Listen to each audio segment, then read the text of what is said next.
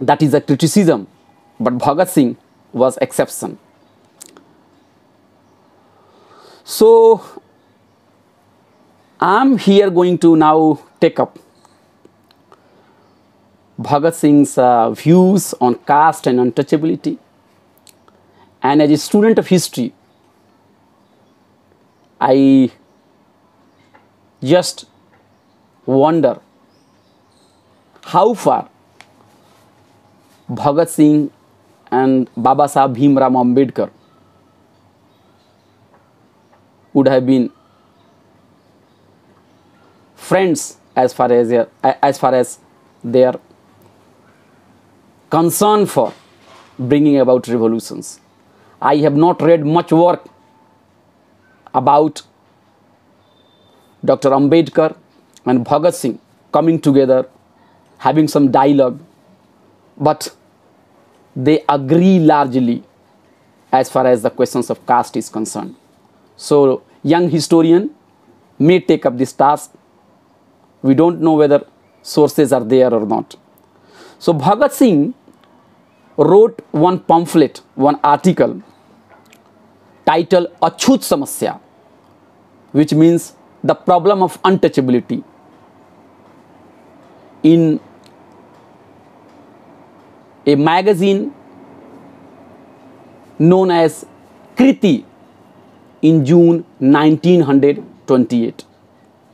That article has been included by Jagmohan Singh and Chaman Lal in their edited book Bhagat Singh और उनके साथियों के दास्तावेज, published by Rajkamal Publications in 2003.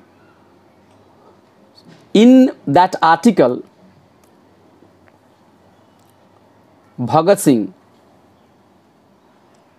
says that he is ashamed of the practice of untouchability in this country. And I want to quote Bhagat Singh here. The article is in Hindi, and Bhagat Singh says, हमारे देश जैसे बुरे हालत किसी दूसरे देश में नहीं हुए।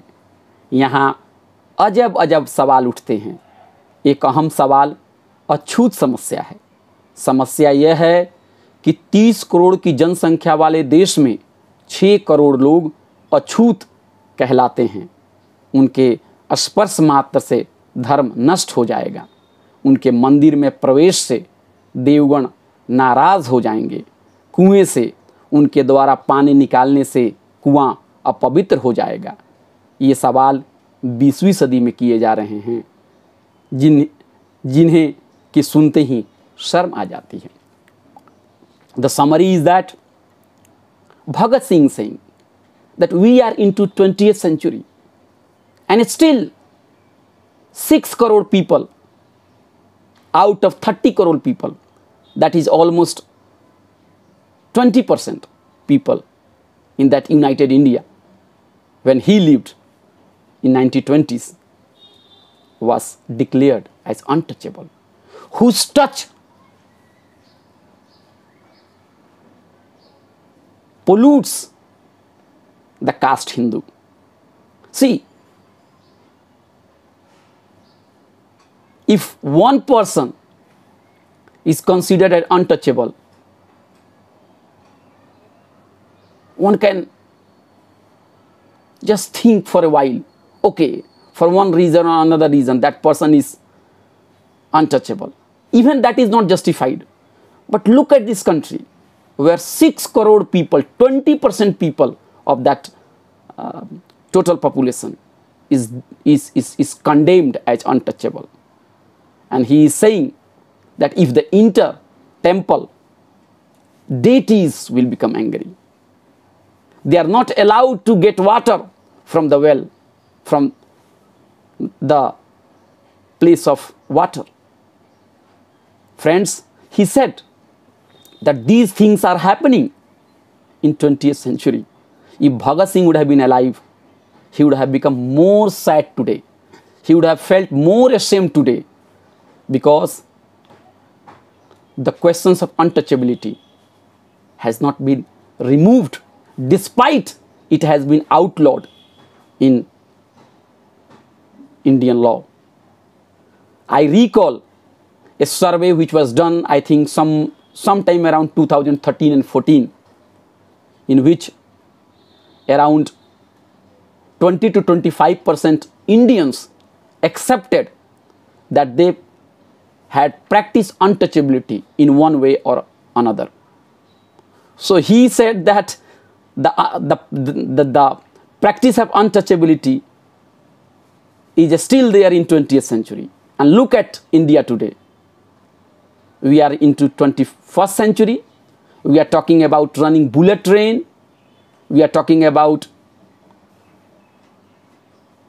becoming big economy, the great superpower, but we have not achieved complete eradication of untouchability. And still we get stories in the newspaper that this Dalit community, that Dalit person was not allowed to enter the temple. Friends, some people argue that when religion is a source of, let's say, exploitation, why should we fight for the entry of Dalits, the ex-untouchables, to temple? This question is true in one sense, but not completely true. When we struggle for their entry to temple, we look at that question not from the point of view of religion or faith and belief, but we look at that question from the point of view of dignity, civil rights and equality, dignity, liberty, freedom, equality. These are the basic principles enshrined in our constitution. You cannot stop from somebody going there on the basis of religion. And what is media today talking about? That now the minority community is being stopped from visiting some temples, and now the boards are coming up that only Hindus are allowed, non-Hindus should not enter. Where we have come? Where we have come? Is it a movement towards progressive direction, or is it going towards reactionary directions? If Bhagat Singh would have been alive today, he would have definitely been more shocked, ashamed to see the conditions of untouchable. Now the second point. We know the history of Indian national movement. The nationalist leaders, most of them were for getting power, for getting freedom. They were talking about self-rule, transfer of power from the British to Indians. But what was the questions for the Dalits and untouchables? For the Dalits and untouchables, the questions were freedom of the country and also their rights, the questions of dignity. If free India is going to happen, what rights Dalits are going to get? They were asking that question. And a few days back, I was reading Chamcha Age, the Chamcha Age by Manavar Kashiram, and he also said the questions of dignity was very central. But social reforms, the questions of dignity, rights, proper legitimate rights for the untouchable, the marginalized, they were not much concerns for the upper caste leaders. And here Bhagat Singh is quoting a speech from one Mr. Noor Muhammad in Bombay Council in 1926, who was the member of the Muslim League. And that person, Mr. Noor Muhammad, raises the question that how far the Hindus are justified to seek greater political rights from the British government when they treat untouchables inhumanly. And Bhagat Singh was in agreement with that question, and he says that the nationalist leader cannot have double standard. When it comes to getting power from the Britishers, they were at the forefront. But when it comes to giving rights to the untouchables, they go back, they disappear, they become silent. That will not happen. So Bhagat Singh's idea of nationalism, we can say, was not only for transfer of power, for replacing one set of ruler with another set of rulers. It was very much linked with the questions of civil rights, dignity, social justice, human rights of the most marginalized people, the 6 crore Indians, the 20% of the populations.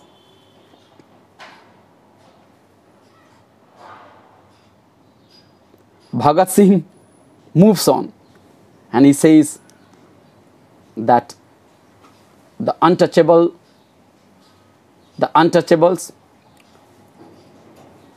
are denied water. They are denied education. If in a society which is denying rights to 20% of its own people, if they are treating them as inhuman, then that society does not has right to talk about freedom. And he says, and I am quoting here Bhagat Singh, वे कहते हैं कि जब तुम एक इंसान को पीने के लिए पानी देने से भी इनकार करते हो, जब तुम उन्हें स्कूल भी पढ़ने नहीं देते हो, तो तुम्हें क्या अधिकार है कि अपने लिए अधिकार की मांग करो। जब तुम एक इंसान के समान अधिकार देने से भी इनकार करते हो, तो तुम अधिक राजनीतिक अधिकार मांगने के कैसे अधिकारी बन गए। He is saying that when you are denying, he is addressing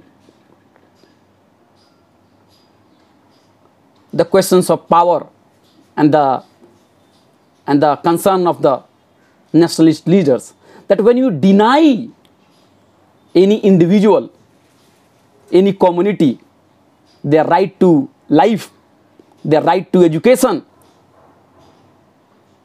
what ground, what moral basis you have to seek more and more political rights? So what I have understood by these passages, that for Bhagat Singh, freedom doesn't mean mere political freedom.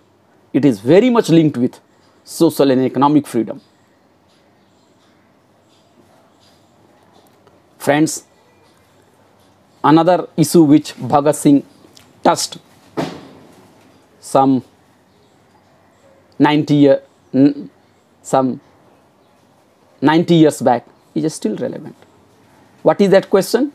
Conversion, dharma parivartan, conversion, change of religion. And Bhagat Singh says that it is all useless talk. These concerns are not valid, that untouchables are being converted to Islam. He says clearly that if other religion will give more rights to untouchable, they will convert to them, as Hindus are treating them like animals. So for Bhagat Singh, the question of conversion is a question of the choice of people. The question of conversion is linked to their rights, their place in the society. And he is saying, Shahid-e-Azam is saying, that when Hindu community is treating untouchables like animal, what moral basis the leaders of the so-called Hindu community is to say that, oh, look at, they are converting to Islam, Hinduism is in danger, Hindu society in danger. If you think that Hindu society in danger, you should not, according to Bhagat Singh, raise your finger at people from other beliefs, but you should correct your own ways. You should treat them properly. But that they will not do it. And look at this question. This question is still relevant in 21st century. One state after another state is making laws, making conversion difficult. They are targeting the minority community. The law is indirectly targeting one's right to change religion, while it is completely silent that why intercaste marriages are not happening, why resources are only appropriated by the elite, the caste elite, why religious places are monopoly of caste elites, while the domain of cleaning, safai, sanitation, they are reserved for a particular community. So Bhagat Singh is also raising that question, conversion. So friends, when we talk about conversion, we have to look at it from the caste angle. This is not the question of religion only, that one religion is trying to change the demography of the country, as the communalist forces would like to argue. And then again Bhagat Singh saying, जब तुम उन्हें मतलब अछूतों को इस तरह पशुओं से भी गया बीता समझोगे तो वह ज़रूर ही दूसरों धर्म में शामिल हो जाएंगे, जिनमें उन्हें अधिकार मिलेंगे, जहां उनमें इंसानों जैसा व्यवहार किया जाएगा। फिर यह कहना कि देखो जी, ईसाई और मुसलमान हिंदू कौम को नुकसान पहुंचा रहे हैं, व्यर्थ होगा।